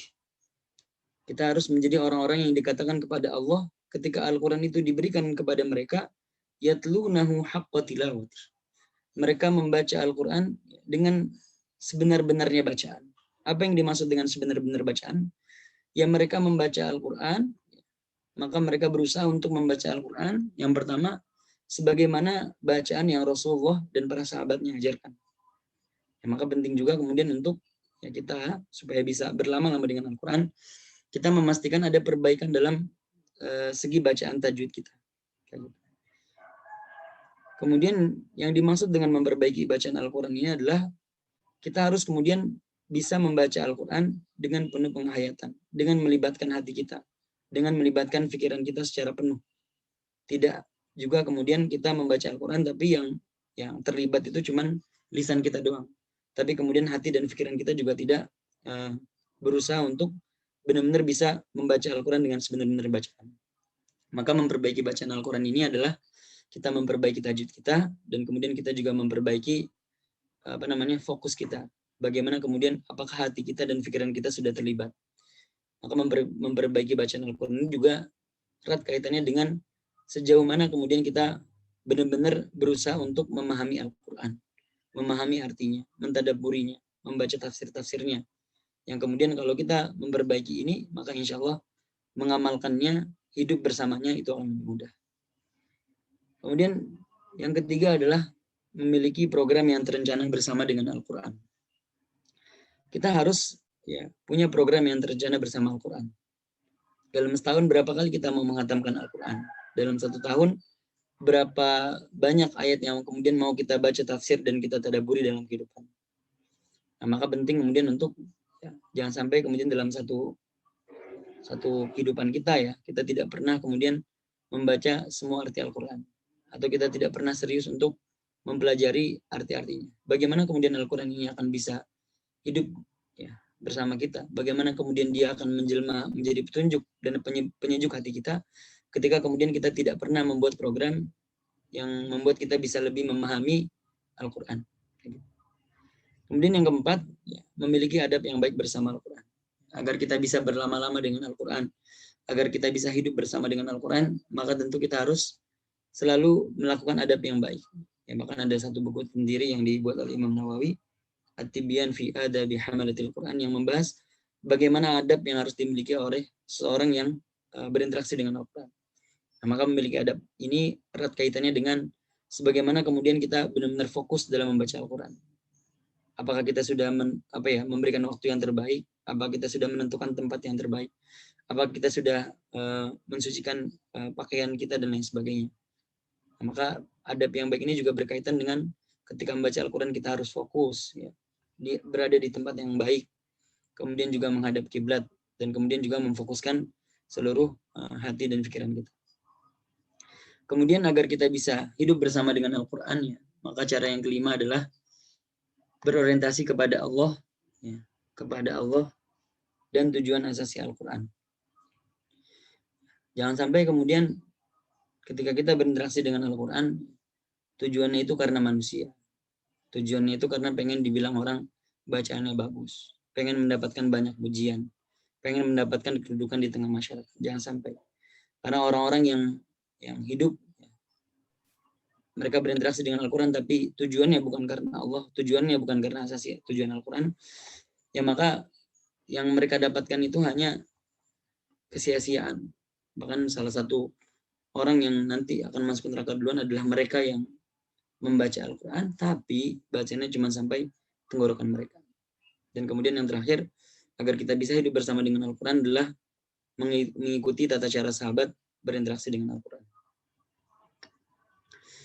Ya, mungkin itu ya teman-teman yang Ani sampaikan sebagai pengantar awal. Mungkin sebelum kita masuk ke sesi diskusi, ya, Ani mau menceritakan sedikit pengalaman hidup Ani. Yang tujuan dari cerita ini bukan untuk ya ria, tapi untuk hadits bin ni'mah, ya, untuk menunjukkan kepada teman-teman semua ya, bagaimana kemudian Al-Quran itu memberikan keberkahan yang luar biasa dalam kehidupan manusia ketika dia bersungguh-sungguh berinteraksi dengan Al-Quran. Ani itu dulu menghafal Al-Quran pertama kali pas kelas 2 SD. Kemudian lulus SD, baru hafal 21 juz, kelas 1 SMP itu selesai. Ya. Kelas 1 SMP akhir selesai hafal 30 juz. Yang kalau cerita dari awal pasti panjang banget. Intinya Ani coba cerita yang menakjubkan aja. Jadi waktu SMP itu Ani di Darul Quran, di sekolahnya Ustadz Yusuf Mansur. Waktu itu Ustadz Yusuf Mansur bilang ke Ani sebelum Ani selesai, Ismail, kalau kamu nanti bisa selesai hafal Quran 30 juz, nanti akan ayah kasih hadiah, kata Ustadz Yusuf begitu. Maka akhirnya setelah Ani selesai, Ani lapor ke Ustadz Yusuf. Ustadz, ayah, Ani udah selesai nih, alhamdulillah hafal 30 juz. Katanya dulu ayah mau ngasih hadiah. Dan ternyata saat itu Ustadz Yusuf bilang, ya insya Allah nanti hadiahnya adalah umroh. Nah, tapi waktu itu Ani yang masih kecil bilang, Ustadz, hadiah umrohnya nggak usah buat saya, Ustadz, buat orang tua aja. Karena orang tua saya waktu itu belum pernah umroh kayak gitu. Maka Ustadz Yusuf waktu itu bilang, ya udah, nggak apa-apa, nanti berarti hadiahnya buat orang tua kamu, tapi kamu juga berangkat. Nah, maka akhirnya Ani merasakan dengan sebab Al-Quran Ani kemudian bisa pergi umroh dulu waktu masih kelas 2 SMP. Nah, intinya kemudian di singkat cerita Ani juga mau menceritakan bahwa dulu waktu lulus SMP itu Ani telat daftar SMA ya, dan kemudian iseng-iseng Ani ikut ya salah satu beasiswa Kementerian Agama waktu itu ke Syria. Nah, waktu itu Syria masih bisa belajar di sana. Nah, sampai di Syria itu ketika Ani ikut seleksi, ikut main-main aja, dan Ani ngerasa kayak, oh Ani nggak bisa nih ngerjain soal-soalnya karena sulit ya. Karena waktu itu Ani kan SMP-nya juga fokusnya ke umum, walaupun ada Al-Qurannya, tapi nggak fokus ke agama. Ya tapi qadarullah gitu ya, karena waktu itu juga dites bacaan Al-Qurannya, dites hafalannya, Ani keterima waktu itu beasiswa ke Syria. Nah, makanya waktu itu Ani sempat kelas 1 SMA itu ke Syria. Nah, di Syria 8 bulan karena konflik akhirnya pulang. Nah, tapi sebelum Ani dipulangin tuh Ani pergi dulu ke Mesir, dan setelah dari Mesir tuh alhamdulillah Ani ikut ya melalui channel orang tua Ani, ikut program namanya Mukhayyam Tajul Waqar di Gaza, di Rafah. Di Rafah ya, di Palestina kayak gitu. Nah, maka perjalanan di Palestina ini yang kemudian banyak mengubah cara pandang Ani bersama dengan Al-Quran. Dulu di pikiran Ani ya orang-orang yang hafal Quran itu ya nanti jadi ustadz. Orang-orang yang hafal Quran itu ya udahlah, paling nanti jadi guru Al-Quran dan lain sebagainya. Tapi ketika Ani ya sebulan di Gaza ikut Mukhayyam Tajul Waqar, Ani menemukan ya suatu fenomena yang sebenarnya fenomena ini dicontohkan oleh para sahabat. Di mana kemudian ya Al-Quran itu bukan ya, bacaan yang kemudian nanti membuat kita pasti jadi seorang ustadz saja. Tapi kemudian harusnya Al-Quran ini adalah basic ya, yang dipelajari, yang hidup di hati setiap kaum muslimin, entah apapun nanti ya profesinya kedepannya dia mau jadi apa gitu. Maka di Palestina ini menemukan Perdana Menteri itu hafal Quran, ya, Menteri Pertanian hafal Quran, Menteri Pertahanan hafal Quran. Ani sempat menghadiri ya salah satu uji doktor S3 di universitas di Palestina, dia juga hafal Quran kayak gitu. Nah, maka akhirnya waktu itu Ani merubah. Ya udahlah, nanti Ani pengen jadi apa aja tapi harus tetap bersama dengan Al-Quran kayak gitu. Ya maka akhirnya saat itu Ani mengubah tuh, yang tadinya Ani pengen jadi ustadz gitu ya, pengen jadi ulama. Ane pengen jadi ekonom gitu. Pulang dari Syria Ane masuk madrasah aliyah langsung. Jadi Ane kelas 1 nggak belajar apa-apa, langsung kelas 2 nyampe Indonesia. Waktu itu berazam pengen masuk UI. Ya alhamdulillah karena mungkin sebab Al-Quran juga gitu. Belajarnya lebih mudah gitu. Di sekolahan itu nggak pernah ada yang masuk UI, tapi karena izin Allah Ane bisa masuk. Nah terakhir mungkin Ane mau cerita nanti sebelum sesi diskusi ya. Nah, ini ada kisah menarik nih waktu Ane kuliah nih. Waktu mungkin sekarang teman-teman juga lagi kuliah. Ya. Jadi Ane mau cerita, Ane itu hafal Quran dari kelas 2 SMP. Dari kelas 1 SMP akhir, dari kelas awal 2 SMP. Tapi Ane ngerasa hafalan itu nggak pernah lancar. Paling banter yang lancar itu 10 juz lah. Nah makanya waktu itu, ya tapi walaupun yang lancar cuma 10 juz, Ane tetap ya mengusahakan untuk murojaah setiap hari. Ya, walaupun mungkin naik turun ya 1 juz atau kadang-kadang kurang dari 1 juz.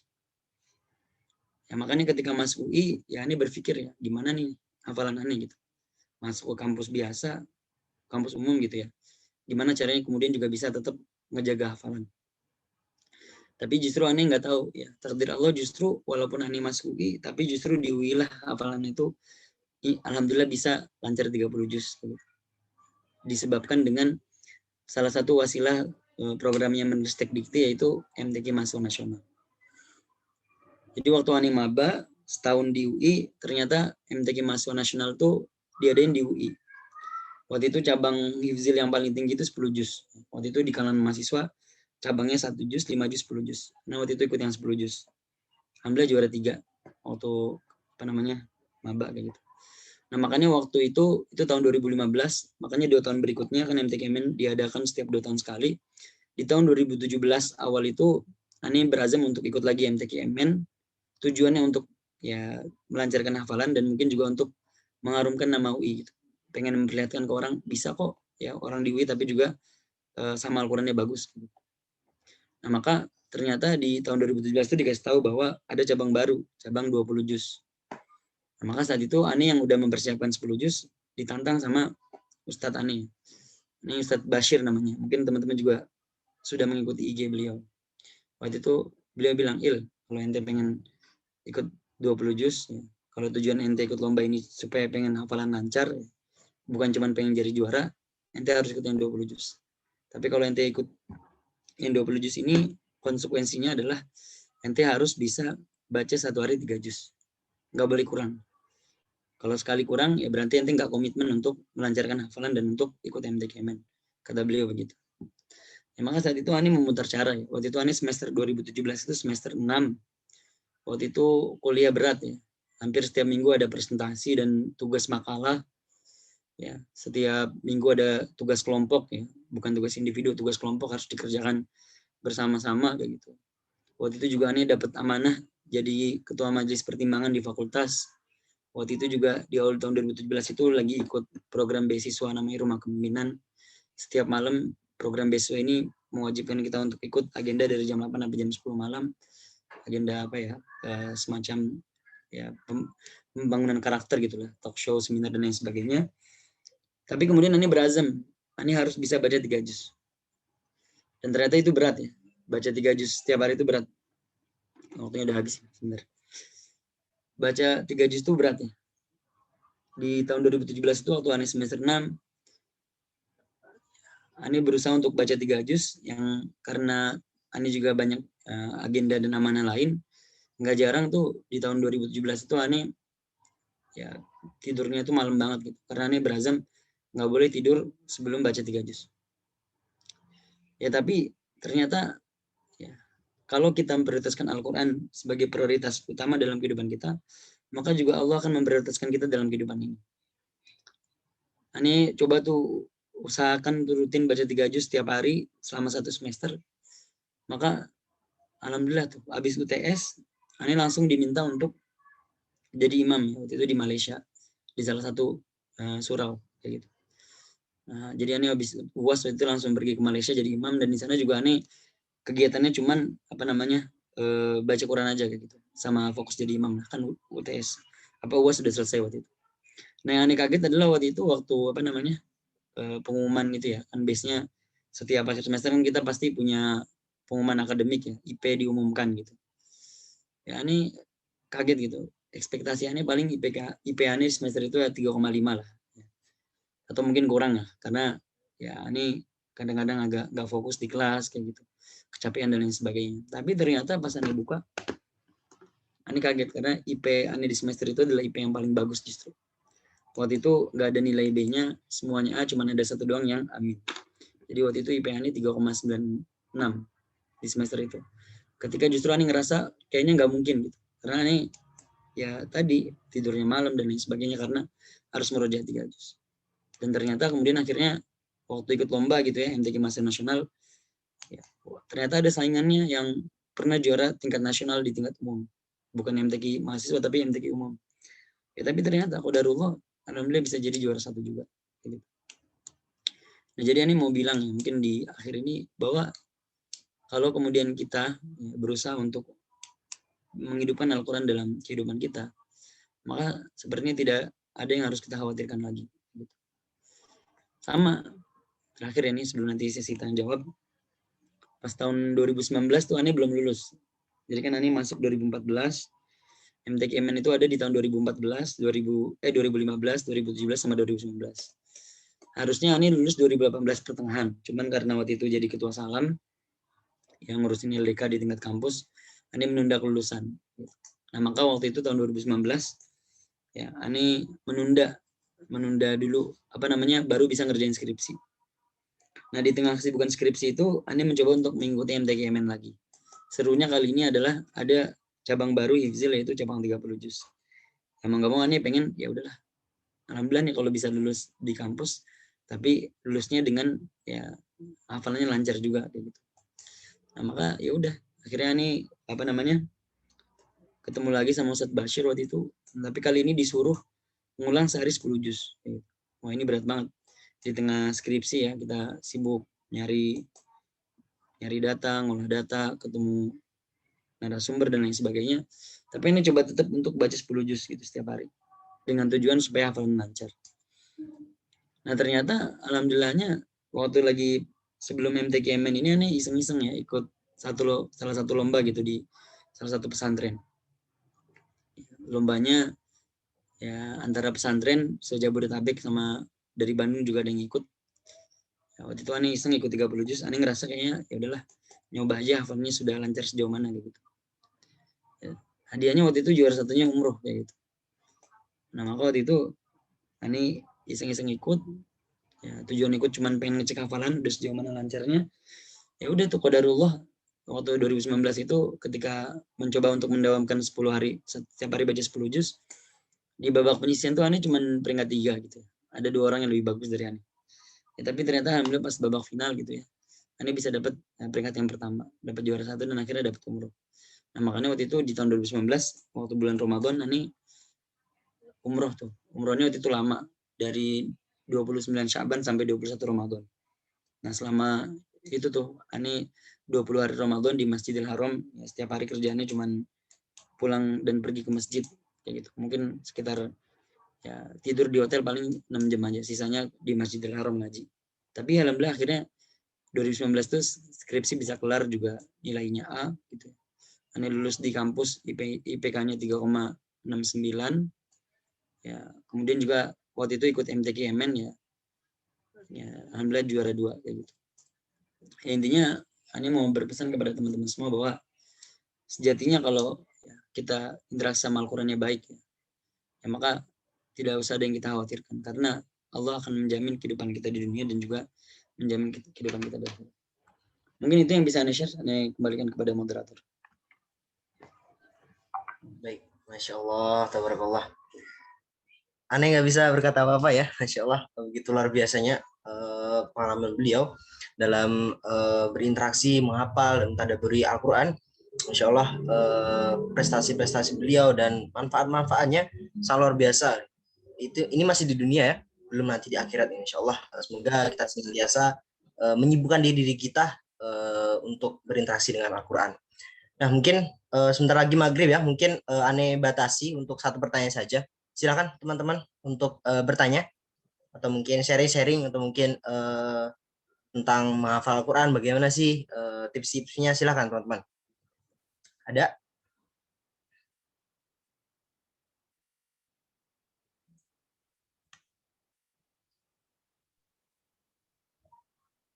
Tes. Adik.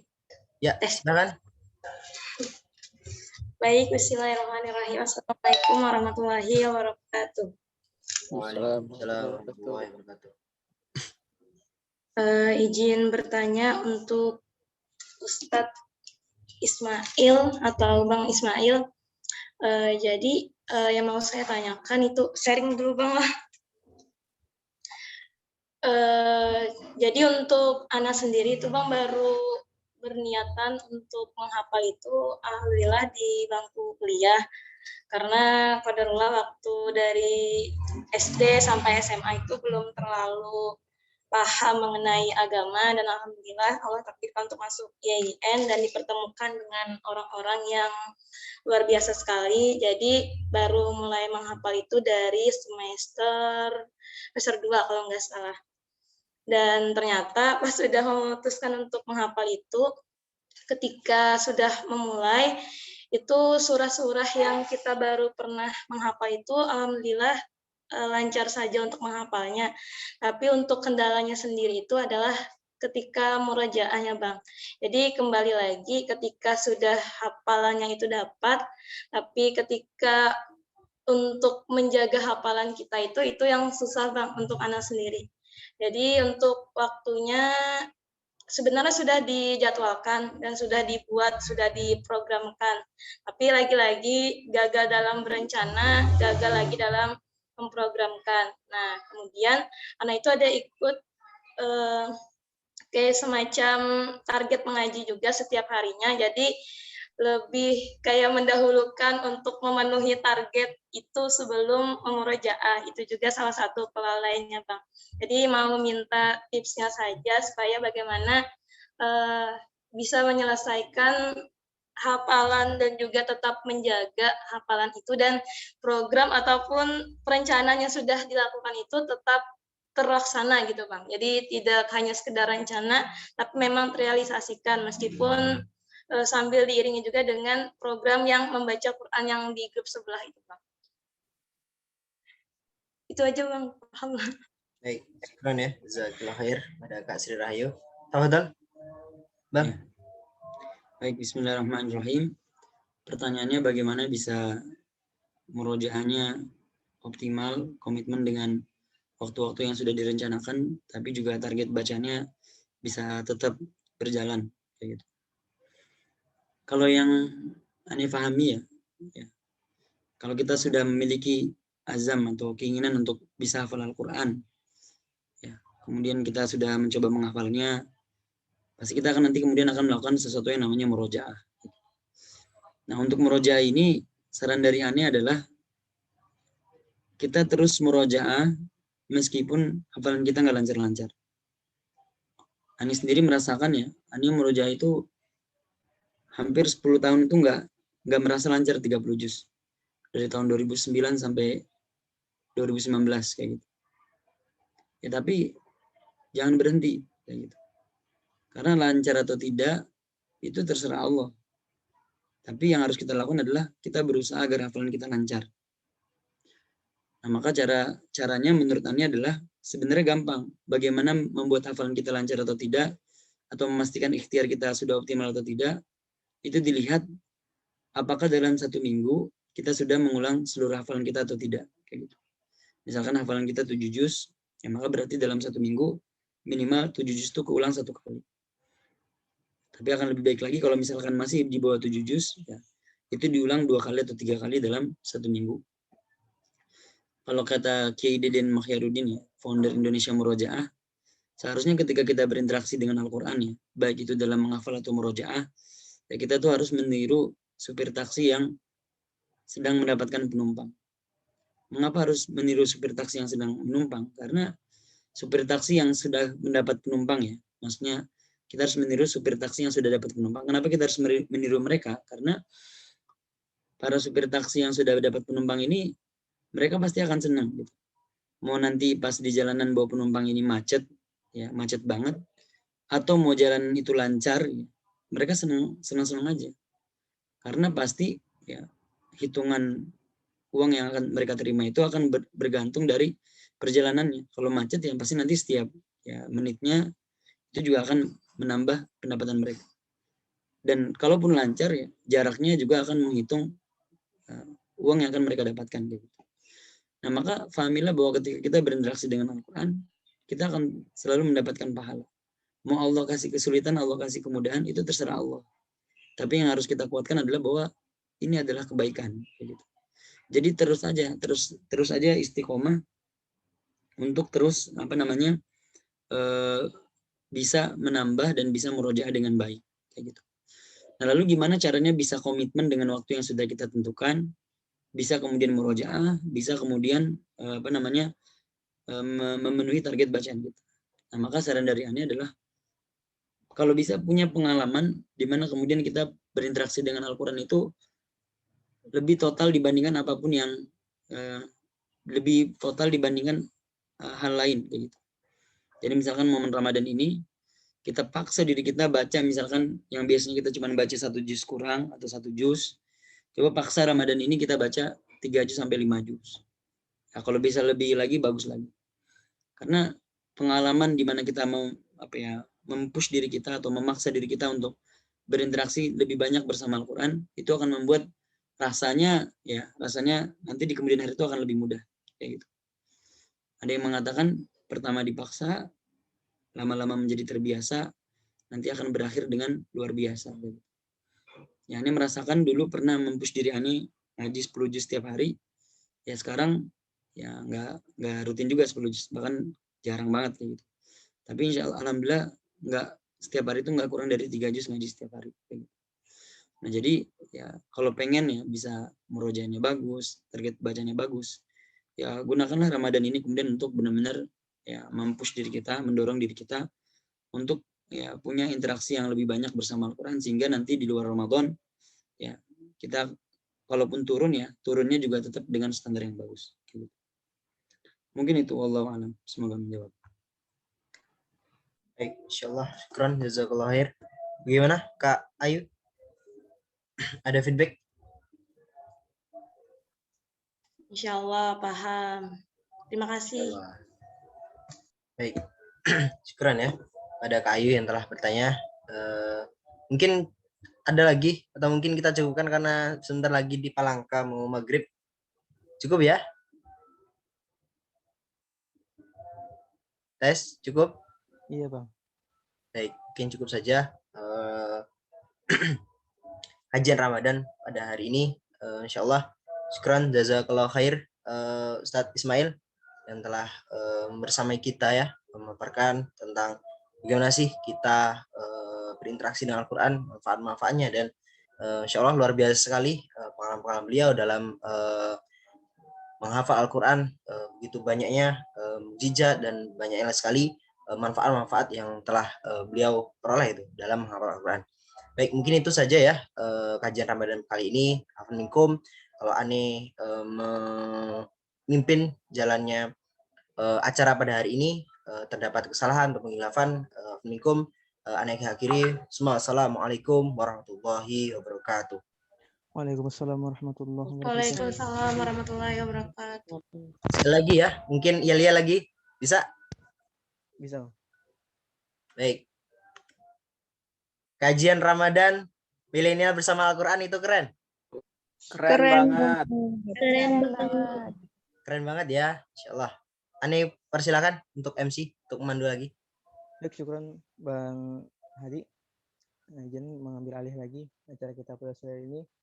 Alhamdulillah, acara kita pada sore hari ini telah sampai di penghujung acara, yaitu doa kepada saudara Muhammad Ali Supriyadi. Waktu tempat dipersilakan. Assalamualaikum warahmatullahi wabarakatuh.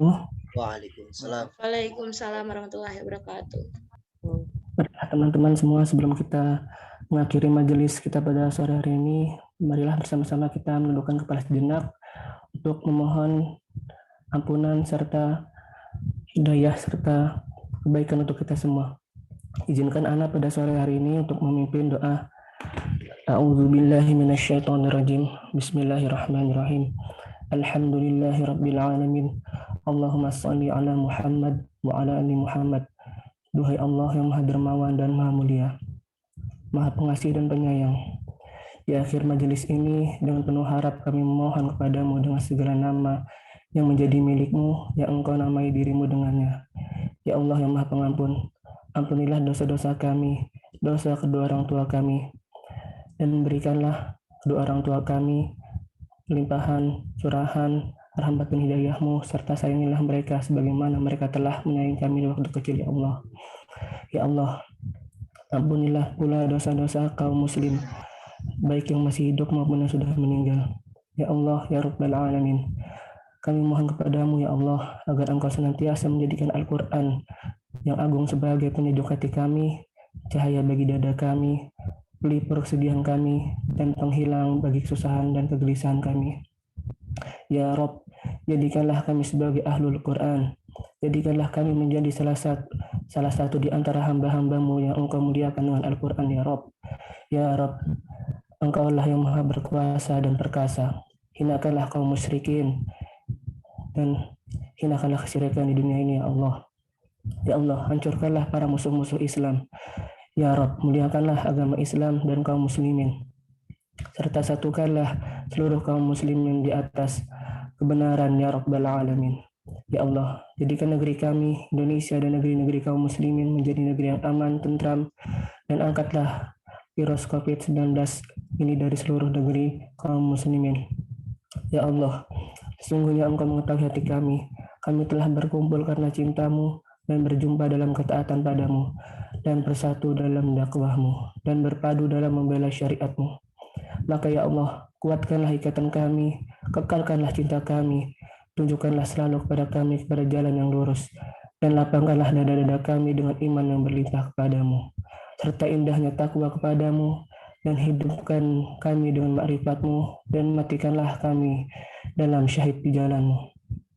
Ya Rahman, ya Rahim, jangan kau jadikan musibah yang menimpa kami mempengaruhi agama kami, dan jangan kau jadikan dunia sebagai tujuan terbesar kami, dan jangan jadikan neraka sebagai tujuan akhir kami, dan jadikanlah surga sebagai tempat tinggal kami untuk selamanya. Ya Allah, terimalah doa-doa kami, sungguhnya Engkau Maha menerima doa. Rabbana atina fid dunya hasanah wa fil akhirati hasanah wa qina adzabannar. Allahumma shalli ala Muhammad wa ala ali Muhammad kama shallaita ala Ibrahim wa ala ali Ibrahim innaka Hamidum Majid.